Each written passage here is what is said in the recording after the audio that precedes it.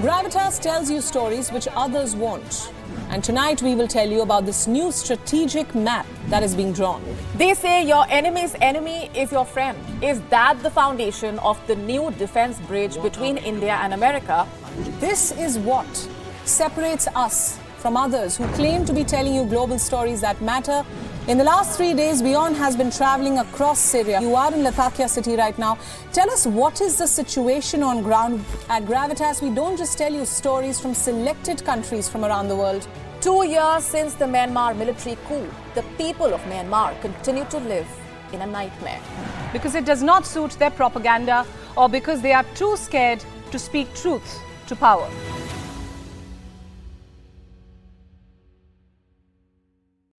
The stress of our world can take a toll on our physical and emotional health. Here in New York's Catskill Mountains.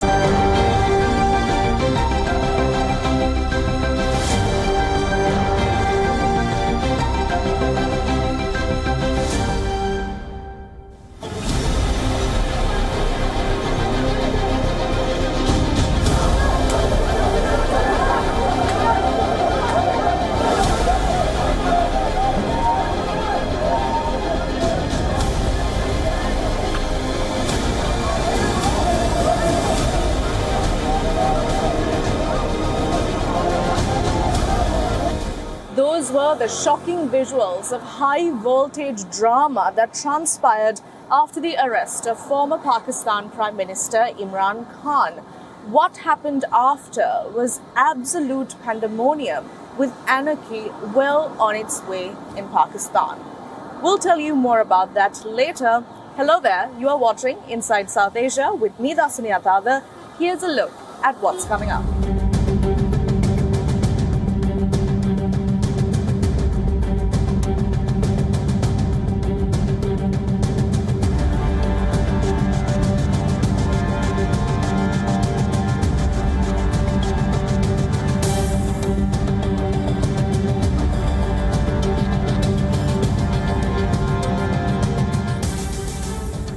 Our top story this week is from Pakistan. The arrest of Imran Khan, ostensibly for corruption, has sent the country's political, law and order and security to new dimensions.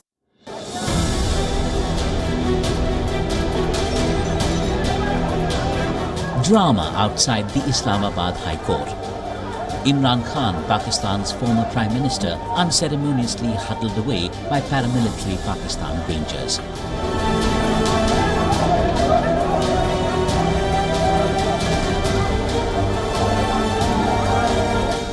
And minutes later, anarchy took over.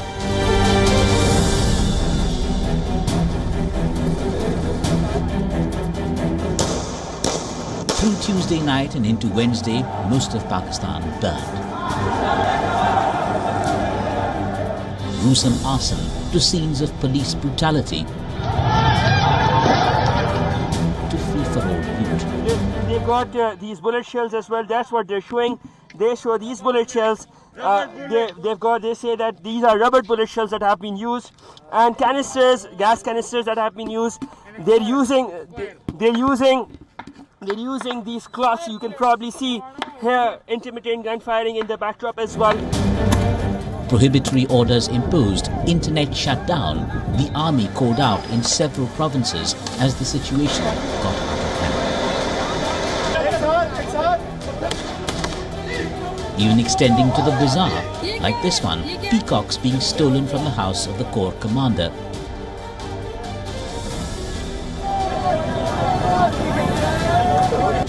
Or chicken korma, a gourmet dish, being carried off.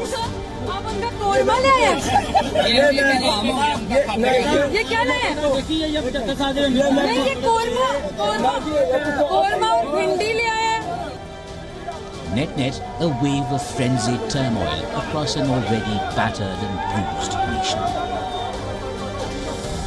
This is the first time that we are seeing that the women are participating in these protests. And right now, of course, we can call it a high voltage drama going on in Pakistan.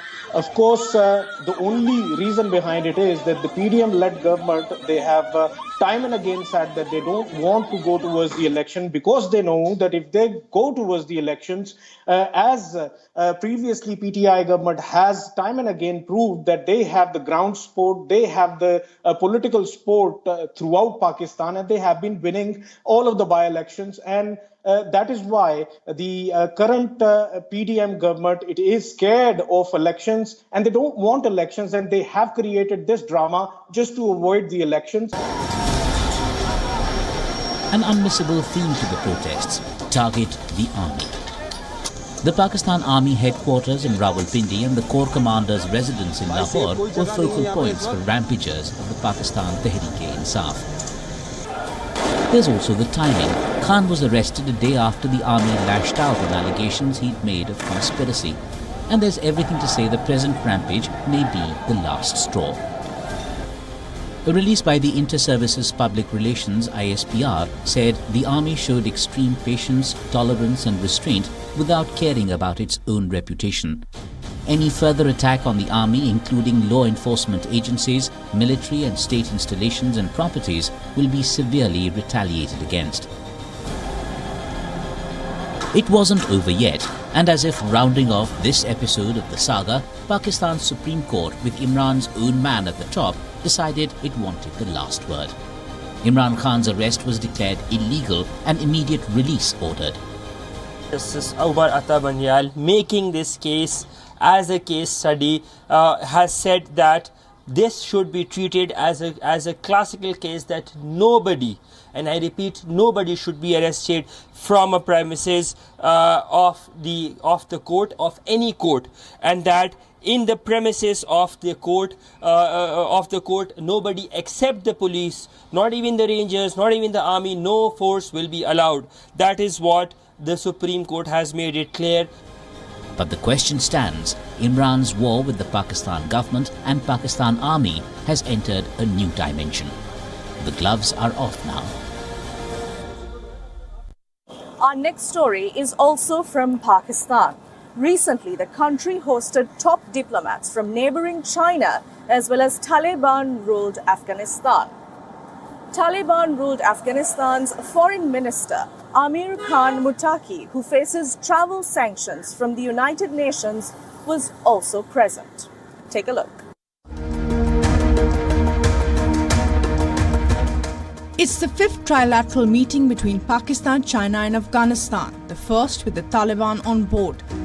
Amir Khan Muttaqi, Taliban's acting foreign minister and a man who has a travel ban imposed by the UNSC, visiting Islamabad on a waiver.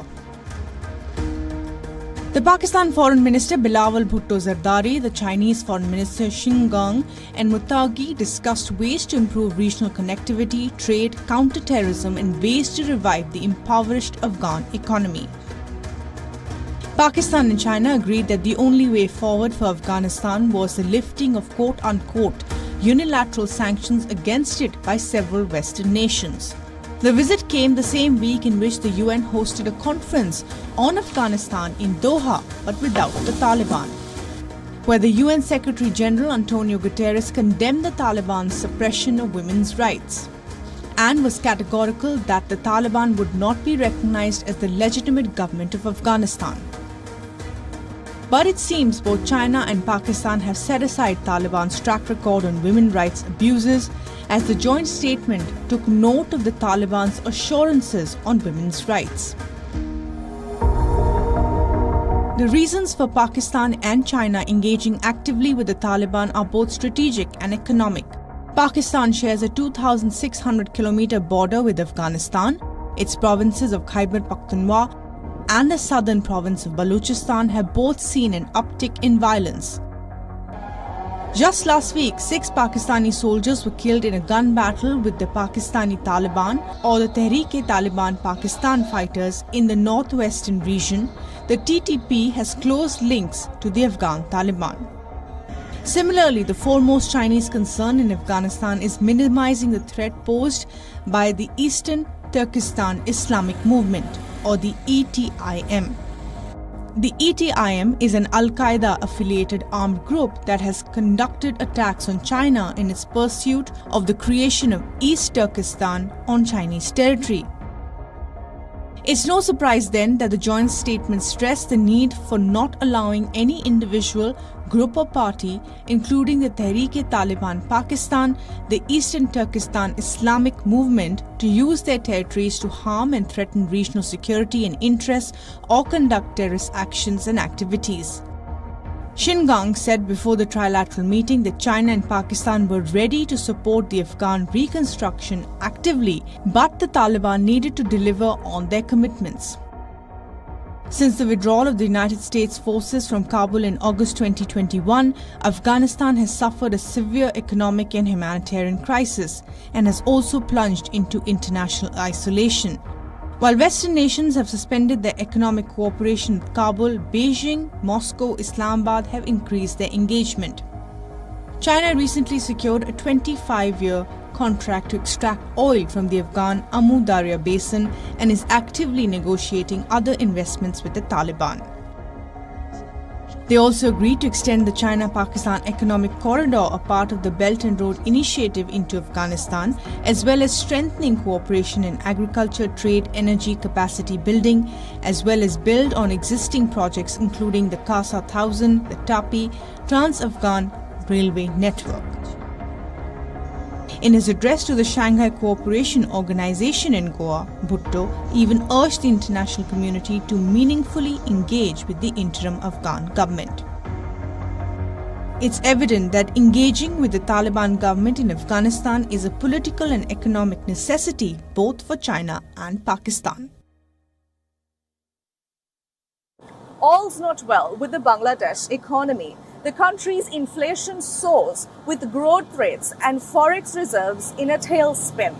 The country's economic experts say that strong measures are needed to prevent Bangladesh from going Sri Lanka and Pakistan's way. Here's the story.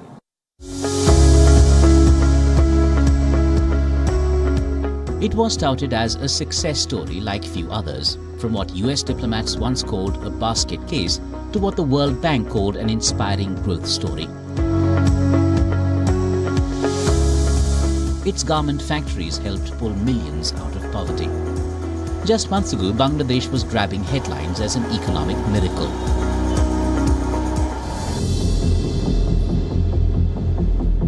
Then, a sudden turnaround. Now, worrying numbers stare. Forex reserves are down to $29.86 billion, the lowest in 7 years. Exports have fallen 16.5% over the last year to $3.95 billion in April as orders from clothing retailers slowed.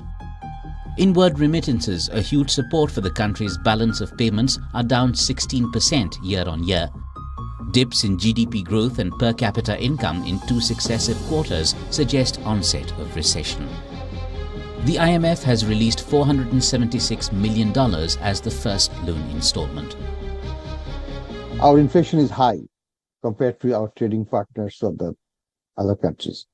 Tax to GDP ratio has been falling.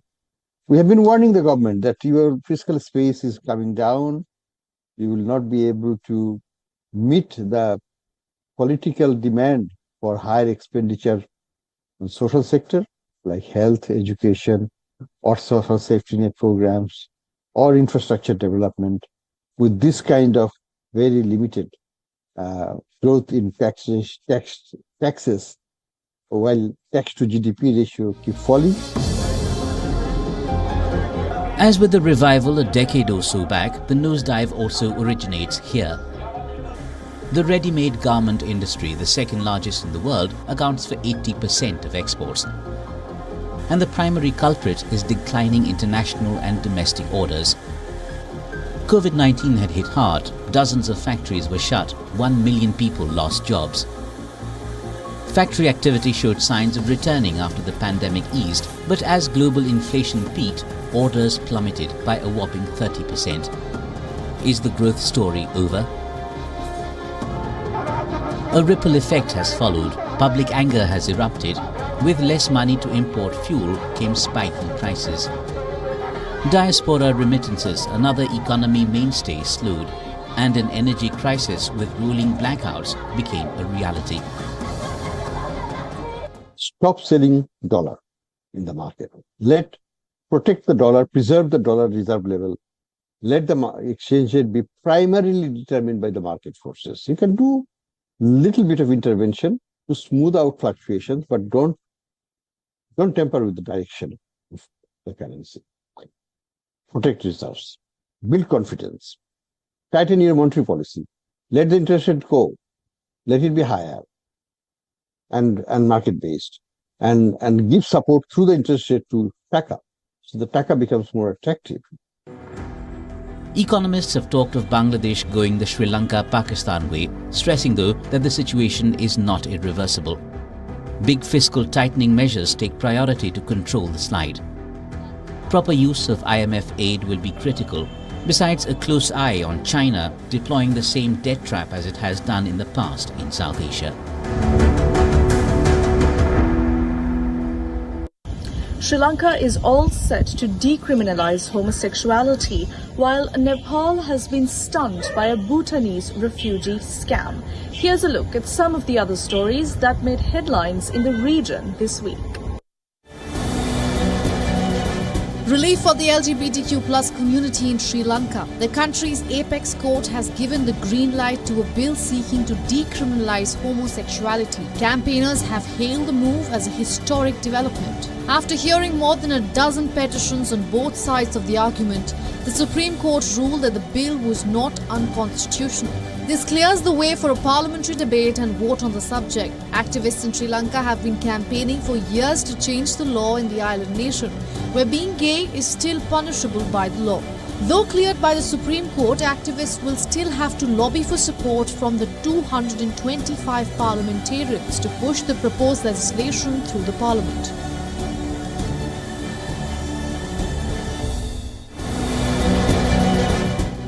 Nepal's politics has been jolted, and the country's former Home Minister Balkrishna Khand arrested in connection with a fake Bhutanese refugee scam.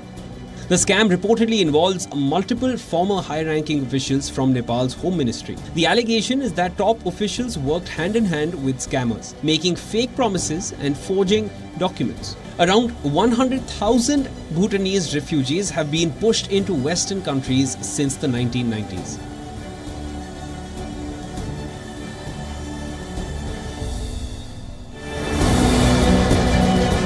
Another first for India's mega blockbuster film Pathaan.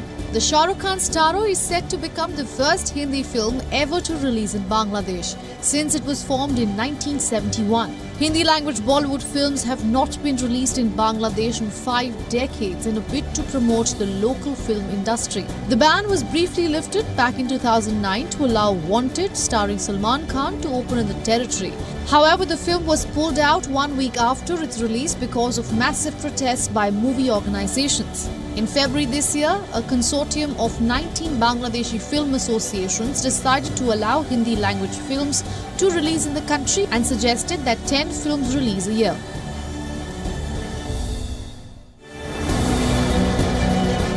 Another embarrassment for Pakistan. The Asian Cricket Council has reportedly decided to move the upcoming Asia Cup out of the country to Sri Lanka. The decision to shift the event from the original host country has been on the cards from the moment BCCI Secretary Jay Shah said that the Indian team would not travel across the border. Pakistan has objected to this decision, saying the tournament should be organized in the UAE. The Asia Cup is scheduled for the month of September.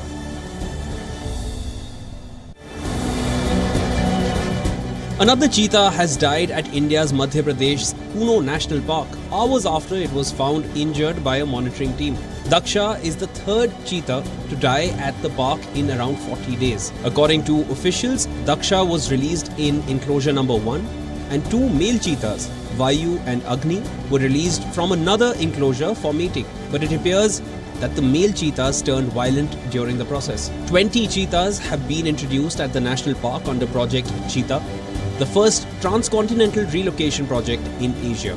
3 of them have since died. The Asiatic cheetah was declared extinct in India in 1952. With the African Cheetah Relocation Project, the government aims to restore the threatened ecosystem and conserve the species in India. Up next, we take you on a ride to Afghanistan. Despite uncertainty and chaos, the country's love affair for the Toyota Corolla still runs deep. Be it citizens or the Taliban, the Toyota is very much a common theme.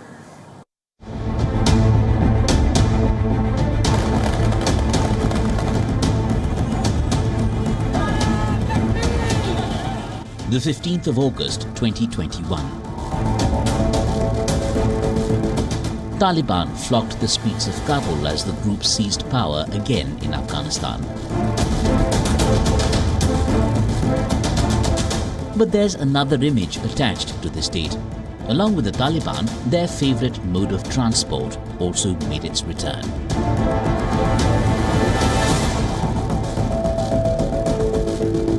Armies invade and retreat. It's time for American troops to come home. Governments rise and fall. But this is one vehicle that remains constant: the Toyota pickup truck. The sturdy vehicle made by the Japanese automaker became a curiously iconic symbol of Taliban force in the 1990s. The Toyota tag goes beyond the signature Taliban SUV.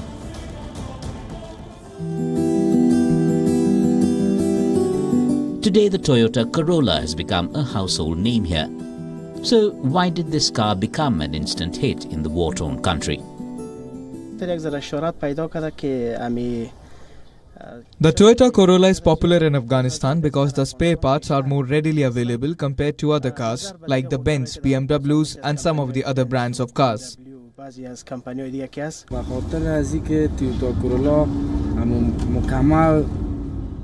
The Toyota Corolla, all the spare parts and the car itself and everything is very strong. Afghanistan has a lot of mountains and deserts, and all other cars except for the Toyota Corolla have failed to show good results.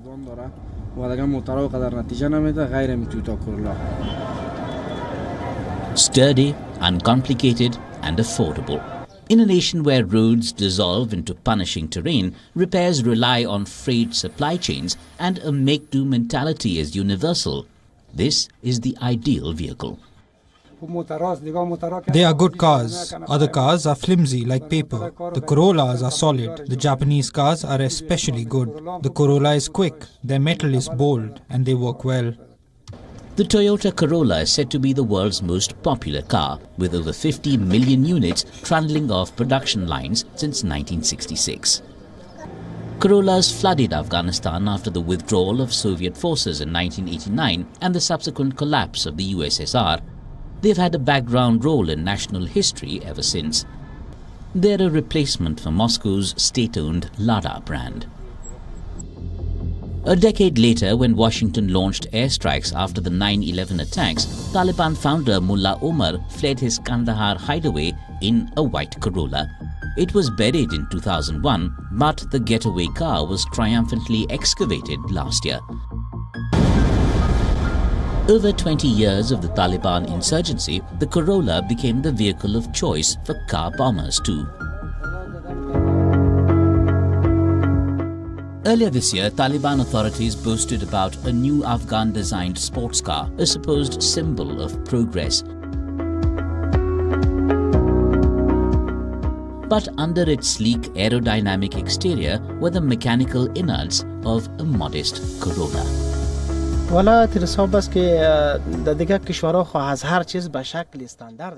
the thing is that in other countries, everything is done in standard ways.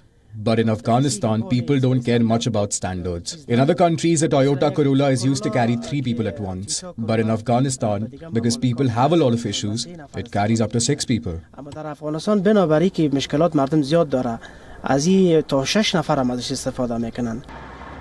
The Afghan Toyota bond certainly does come across as enduring. The Taliban vehicle of authority and terror and war and luxury and more. It has been 25 years since India became fully self-reliant in the nuclear program space. what exactly happened between the 11th to the 13th of May. Take a look as I take your leave. For the WION team, I'm Dasuni Athauda. See you next week.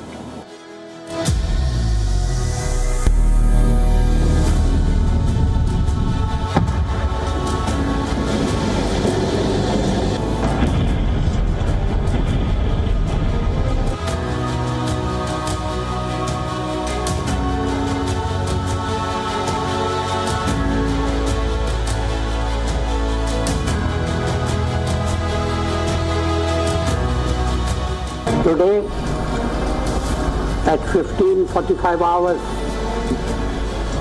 India conducted 3 underground nuclear tests in the Pokhran-II.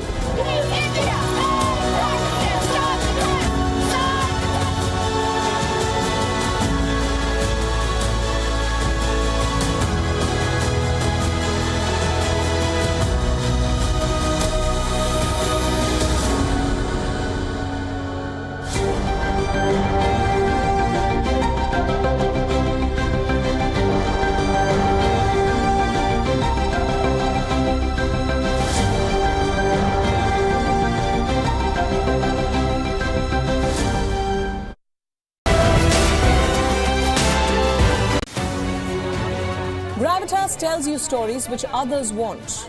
And tonight we will tell you about this new strategic map that is being drawn.